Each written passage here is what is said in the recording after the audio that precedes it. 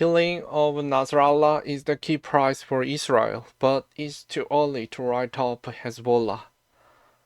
CNN on Saturday, Hezbollah confirmed that its leader Hassan Nasrallah is dead after Israel announced that he was killed in an airstrike in Beirut on Friday. His death marked a major moment in recent Middle East history, but the long-term consequences are uncertain. It raises the key question: do decapitation strike killing the leaders of terrorist groups cripple them? The short answer is not really. Israel should know from its own history that such a strike doesn't always succeed in crippling a militant group. In 2008, Israel killed the Hezbollah's military leader, Imad Mujini, in Damascus, Syria, yet the group only gathered strength in the years that followed.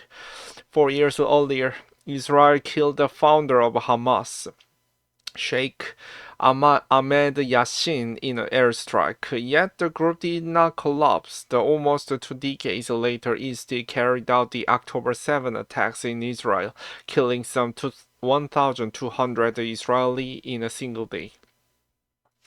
More recently, in July, Israel said it killed one of the October 7 mastermind, Mohammed Deif, a key Hamas military commander, yet the militant group fight on in Gaza.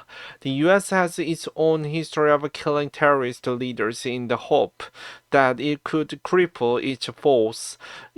When Ahmad Musab al-Zarqawi, the leader of the Al-Qaeda in Iraq, was killed in a U.S. bombing raid in 2006. It was treated as a major breakthrough because Al-Qaeda in Iraq was significantly contributing to the civil war that was then tearing the country apart.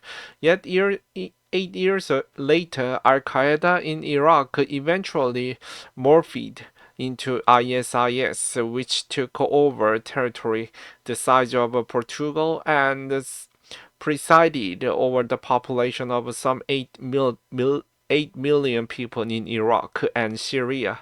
ISIS also carried out devastating terrorist attacks in the West.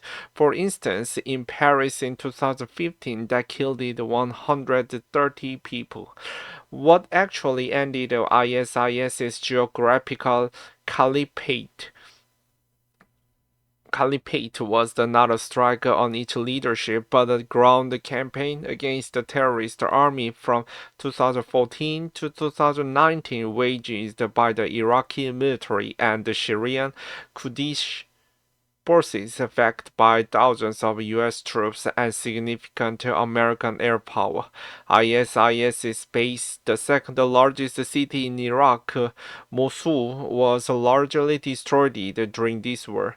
In May 2016, then President Barack Obama authorized the drone strike in Pakistan that killed the overall leader of the Taliban, Mullah Akhtar Mohammed Mansour. Yet today, the Taliban control all of Afghanistan.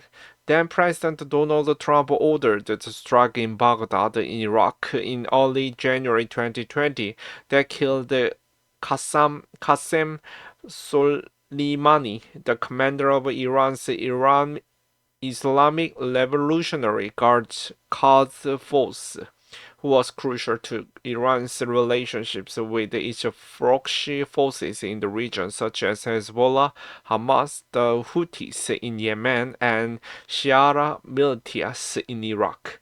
After Soleimani was killed, Trump said Soleimani was plotting imminent and sinister attacks on American diplomats and military personnel, but we caught him in the act and terminated him.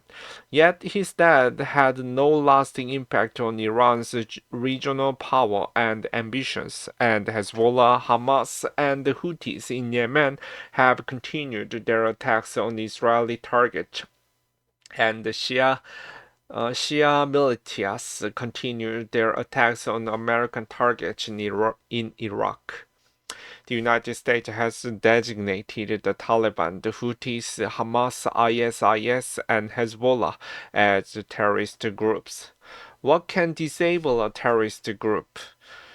What can cripple the terrorist group is the sustained campaign to take out as many of its leaders and middle managers as possible. The CIA drone campaign that was ramped up in 2008 in Pakistan's tribal regions bordering Afghanistan killed many of Al Qaeda's leaders, according to the New America, a research institution where I'm vice president. Document recovered by the U.S. Navy SEALs who killed Osama bin Laden in his compound in Abbottabad, Pakistan in 2011 showed that Al Qaeda's leader regularly wrote to his followers living in the country's tribal regions, urging them to move around only on cloudy days so when the drones are less effective.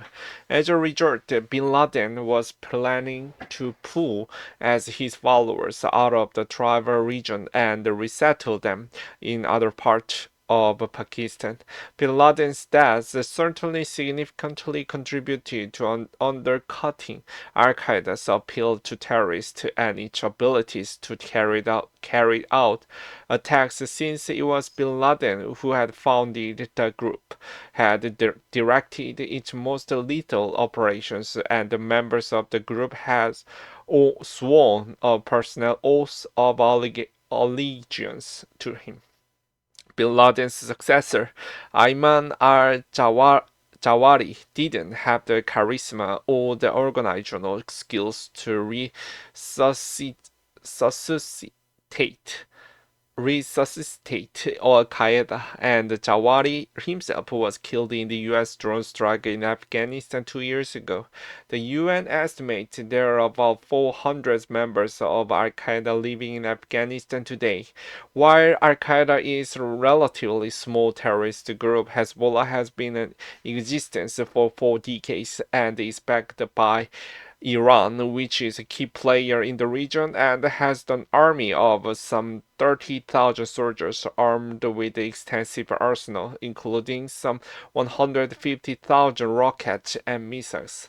Killing of Nasrallah is the key prize for Israel as part of its larger wave of attacks on Hezbollah that intensified earlier this month with its covert action, exploding thousands of pagers and walkie-talkies followed by the massive airstrikes that has taken out infrastructure and other senior leaders. But it's too early to write the militant group up, though it's clearly in disarray. History suggested it will reorganize and appoint other leaders to continue its long fight against Israel.